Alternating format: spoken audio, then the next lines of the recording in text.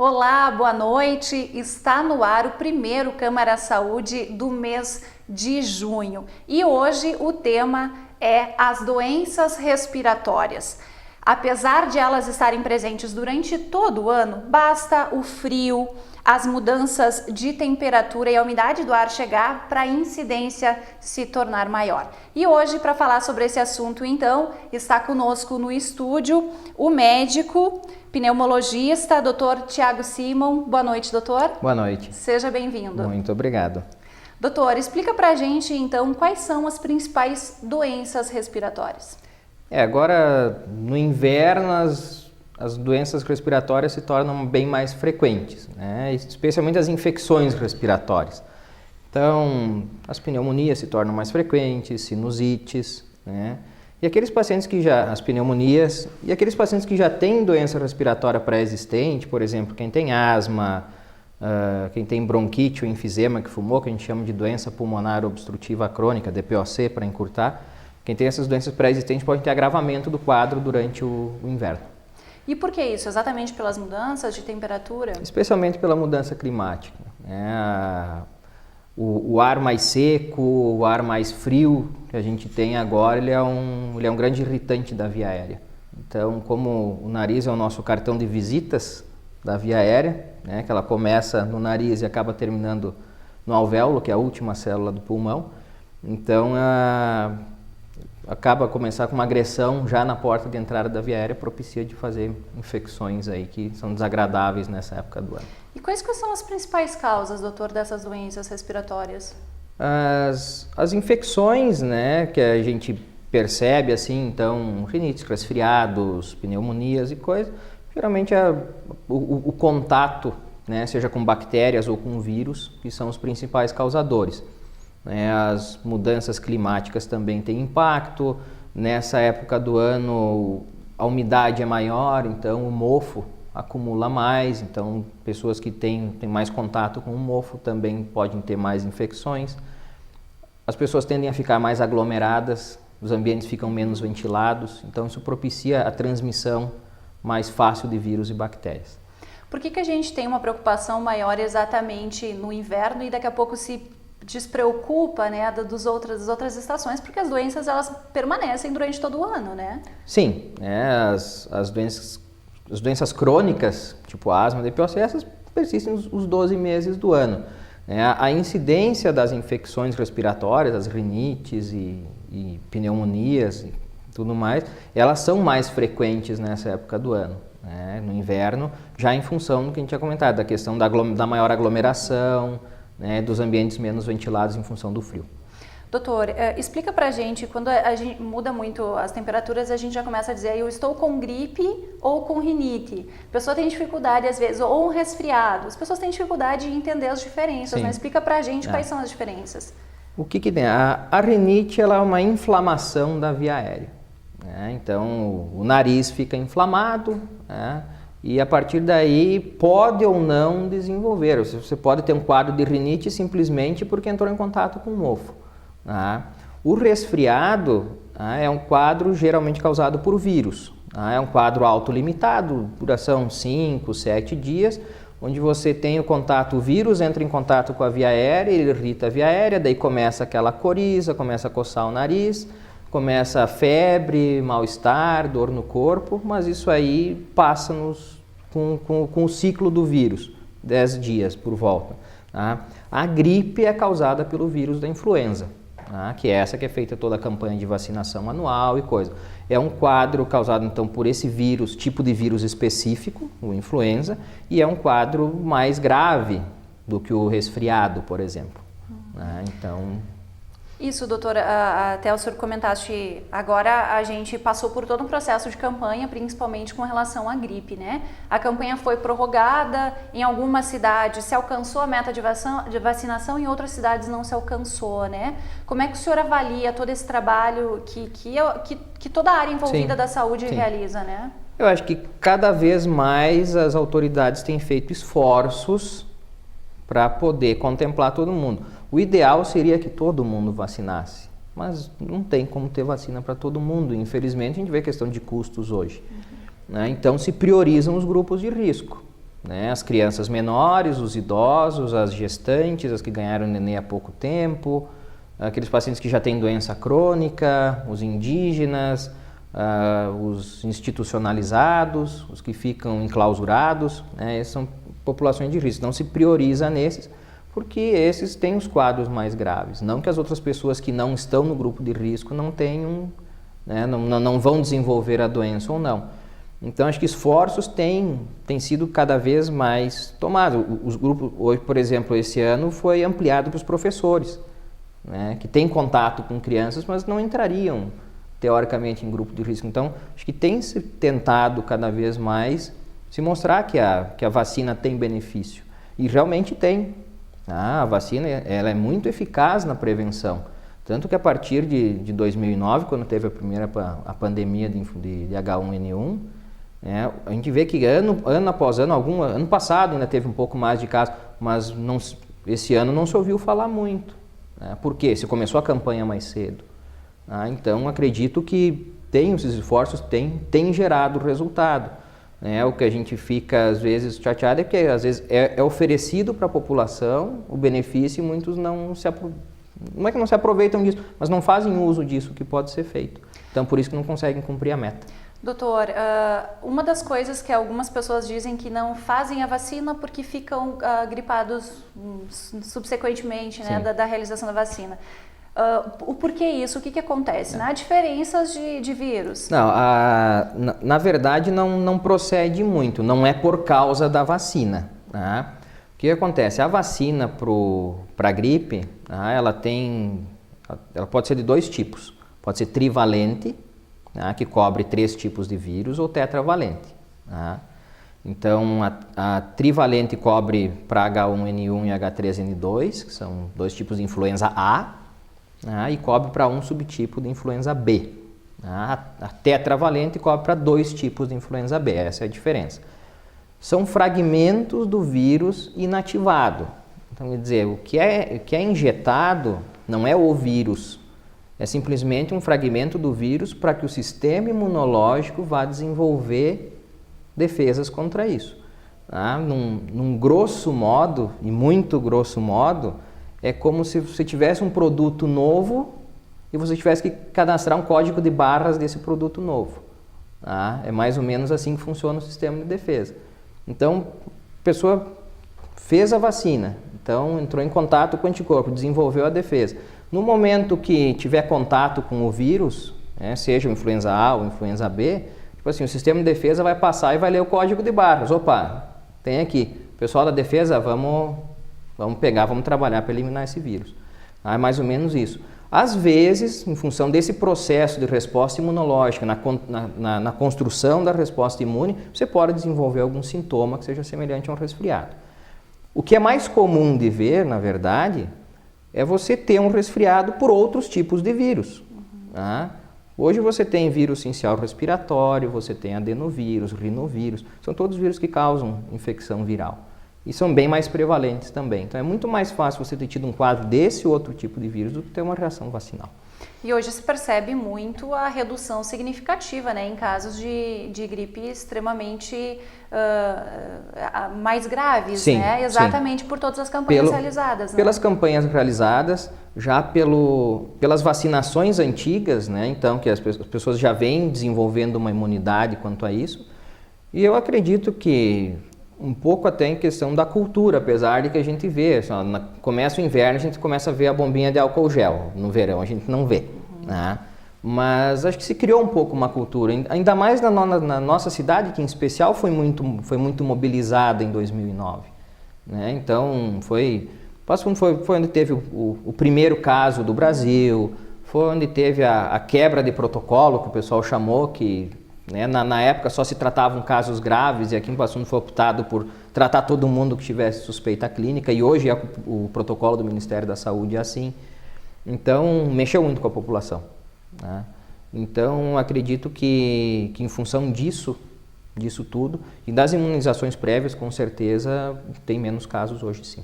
E por que se fala que quem tem a alergia, né, ao ovo, enfim, não pode executar a vacina? Porque um dos componentes na fabricação da vacina é a proteína do ovo.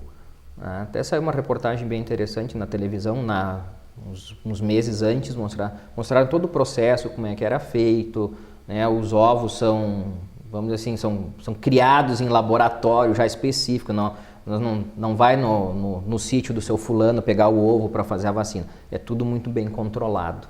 Tá? Então, mas envolve a proteína do ovo. Tá? Então, tem alguns relatos de casos de doença neuromuscular pós-vacina. Houveram nos primeiros anos casos de narcolepsia associada à vacina, mas isso são casos, a quantidade de casos é muito pequena. Existem, mas é muito pequena diante do N de pessoas que são vacinadas todos os anos. Doutor, e essas pessoas que já têm incidência, né, que já têm o registro da doença respiratória, elas têm a probabilidade maior de ter um processo, uma crise, alguma coisa maior nessas épocas em que a temperatura diminui, em que as mudanças são extremamente drásticas, né? Tu sai de manhã numa temperatura, tu volta com outra, né? Não, quem já tem o sistema respiratório mais fragilizado por alguma doença, com certeza sofre mais, né? Porque, vamos dizer assim, que o sistema inflamatório, né? Como as doenças essas são inflamações da via aérea, né? Então, qualquer estímulo pequeno, às vezes, pode desencadear uma resposta inflamatória maior e daí tá tendo crises. Doutor, é verdade que as doenças respiratórias, elas são consideradas a maior causa de internações em nosso país, em conjunto, no caso, né, todas as doenças respiratórias? Somando, na verdade, sim, se você for somar pneumonias, internações por asma, internação por DPOC, acredito que superem realmente as outras causas, né? Hoje, por exemplo, a DPOC, que é a enfisema, bronquite do fumante, hoje é a quarta maior causa de morte no mundo e em 2020 deve ser a terceira. Então, só perde para câncer e para doença cardiovascular, como causas não acidentais. Então, existe uma prevalência muito grande, sim, de internações por doenças respiratórias e isso aí o Ministério da Saúde fez uma avaliação já e realmente confirma essa sazonalidade de nos meses de inverno ser maior essa taxa de internações. O próprio tabagismo, né, ele é um agravante, né, das doenças respiratórias, né, doutor? Sim, porque o tabagismo ele acaba causando uma inflamação na via aérea, né? Então, dentre outras lesões que ele causa uma inflamação na via aérea. Então, é uma via aérea que fica persistentemente inflamada e com seus mecanismos de defesa normais já prejudicados. Então, qualquer contato com algum outro estímulo maior, vem uma bactéria, um vírus, por exemplo, já pode pegar um sistema de defesa um pouco mais fragilizado e ter mais chance de causar infecção.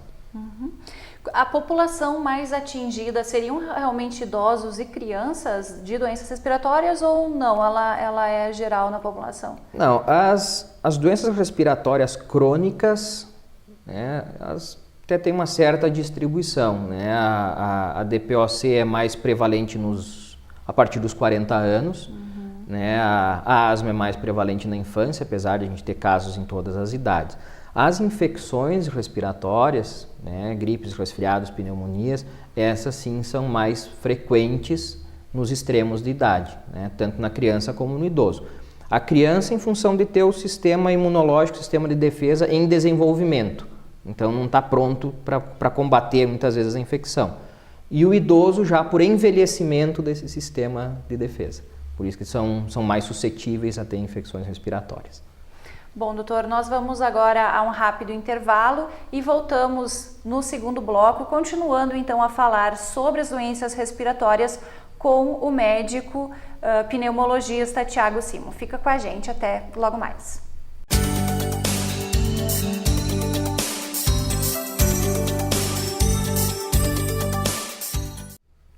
Voltamos com o Câmara Saúde desta noite, falando sobre as doenças respiratórias com o nosso convidado, o médico pneumologista, Dr. Thiago Simon. Doutor, a asma e a bronquite são doenças crônicas, né? E que normalmente são detectadas logo na infância, né? Explica pra gente como é que é a doença. A asma é uma inflamação da via aérea, uma inflamação crônica. Ela pode começar na infância, que é o mais comum, mas pode começar em idades mais avançadas também. O que ela é caracterizada? Geralmente é um quadro que a via aérea fica inflamada, vai causar muita tosse, vai causar chiadeira no peito, a gente chama sibilos, sensação de aperto no peito, dor, e falta de ar, especialmente para fazer os esforços, algum cheiro forte, contato com poeira, fumaça, mofo, variação de temperatura, alguma atividade física. Então, geralmente é uma das grandes causas de internação também nessa época do ano, as exacerbações da asma. Então, o tratamento visa ter o controle disso aí. Então, essa questão da asma. A bronquite pode se tornar uma asma? Pode. A bronquite a gente considera um quadro mais agudo, a asma é uma doença mais crônica. Então, é difícil chegar a atender uma criança pequena que pela primeira vez chiou no peito e você dizer que ela é asmática. Então, isso vai depender do tempo do acompanhamento, se ela vai continuar desenvolvendo, se for uma coisa bem isolada. Então, e o tratamento visa você procurar, primeira coisa, você evitar estar exposto àquilo que você sabe que vai te desencadear a crise. E depois existem medicações, tanto para alívio de crises, como para controle, como para manutenção de tratamento. E é exatamente, com o passar dos anos, a própria medicação, ela foi evoluindo também, E antigamente a gente tinha, tinha diversas crianças que a gente conhecia que tinham crises extremamente graves de asma, enfim, E hoje em dia, a sensação que a gente tem é que diminuiu um pouco, porque talvez a doença esteja mais controlada, O que a gente vê é o seguinte, até alguns programas já, hoje você tem medicamento gratuito, casos mais leves de asma você consegue tratar gratuitamente. Existem alguns programas, algumas cidades do Brasil já tem programa de tratamento de asma, lá na unidade básica de saúde mesmo já tem tanto a parte de triagem como de tratamento, mas é uma doença que ela não, por mais que ela tenha uma mortalidade baixa, ela tem ainda uma morbidade muito alta, ainda muitas pessoas sofrem com a asma, muitas pessoas perdem trabalho, perdem escola e coisa por causa da asma. Doutor, a pneumonia também é considerada uma das doenças mais graves, Sim. E uma das maiores causas de mortes no país, Uma situação extremamente preocupante, É verdade, a pneumonia, ela, conforme vai nos extremos de idade, ela é mais grave, e nos idosos, realmente a mortalidade pode chegar, casos graves que vão para UTI, pacientes com mais de 80 anos, a mortalidade chega a 60%, 70%. Então, realmente é uma doença que tem um impacto muito grande na sociedade. E questão hoje um pouco que limita um pouco o tratamento, algumas coisas, a questão da evolução da resistência bacteriana, o uso muito indiscriminado de antibióticos no passado. Antes você tinha qualquer tosse, você já tomava antibiótico. Hoje, com a normatização da Anvisa de ter controle de receita e tudo mais, isso deu uma boa melhorada, mas ainda a gente ainda pena muito nisso. E uma das coisas importantes, assim, que muitas vezes até pouco divulgado hoje, que a pneumonia pode ser uma coisa, pode ser prevenível, Nas crianças já faz parte do calendário de vacinação, a vacina contra a pneumonia, e você não faz parte do calendário do Ministério da Saúde para os idosos, mas a Sociedade Brasileira de Imunizações recomenda você fazer vacina para a prevenção de pneumonia a partir dos 60 anos. Existem 2 tipos de vacina para pneumonia, uma que gera imunidade, que é uma vacina que a gente chama de conjugada, e uma vacina que a gente chama de polissacarídica, que ela não gera imunidade, ela confere uma proteção só. Então, o que é recomendado hoje? Quem nunca vacinou, faz uma dose dessa vacina conjugada, que gera imunidade, ela é feita uma vez na vida só. 6 a 12 meses depois dessa vacina se faz a polissacarídica, que é a outra que vai gerar um reforço, uma proteção por 5 anos, e dependendo do caso se repete em 5 anos uma segunda dose. Então hoje tem como prevenir, e os resultados com a vacinação têm sido muito bons. A gente percebe realmente a diminuição de doença pneumocócica, que a vacina é contra o pneumococo, que é o germe mais comum de causar pneumonia. A gente vê redução da incidência de doença pneumocócica, e além dessa redução da incidência, a gente vê também redução de eventos cardiovasculares associados também. né, de ver que os pacientes que foram vacinados tiveram, até podem ter tido a pneumonia, mas tiveram menos infarto, menos acidente vascular encefálico, por exemplo, do que os pacientes que não foram vacinados. Então, é extremamente recomendado que, se puder, tiver condições, que faça a vacina para prevenir.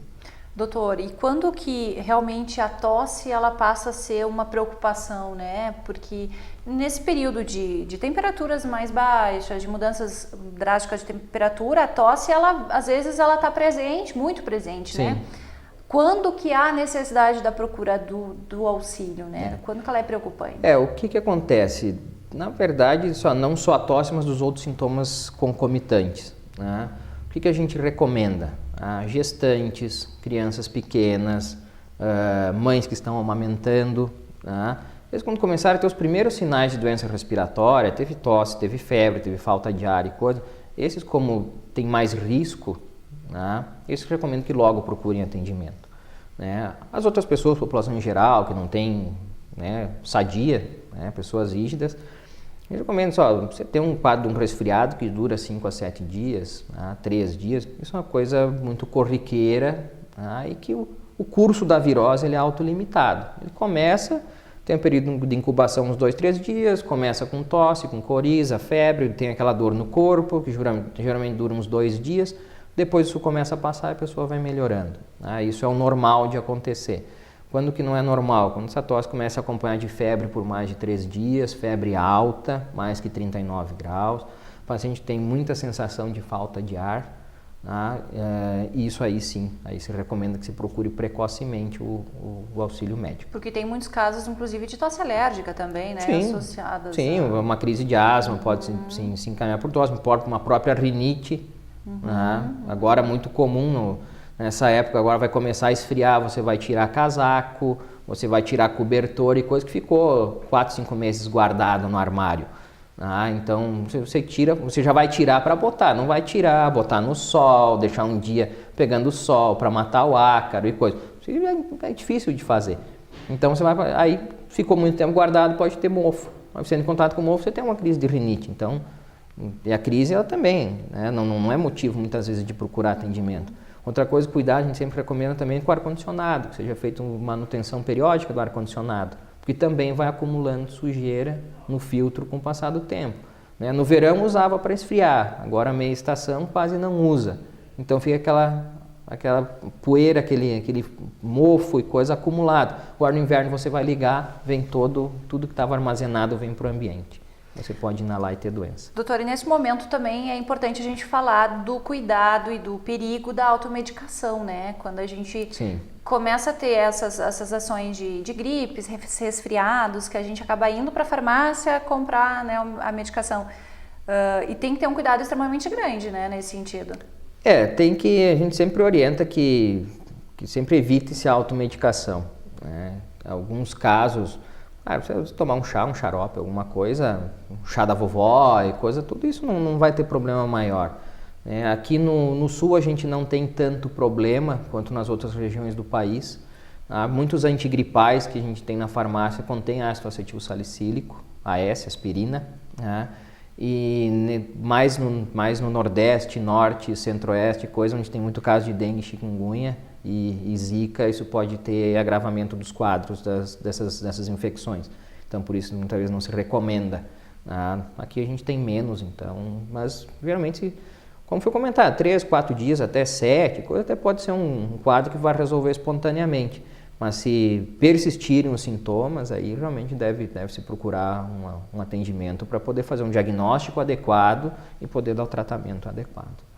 E um cuidado também, né, doutor, que muitas vezes as próprias doenças respiratórias elas podem estar associadas a outras doenças também extremamente graves, né, ou vice-versa, né? Sim.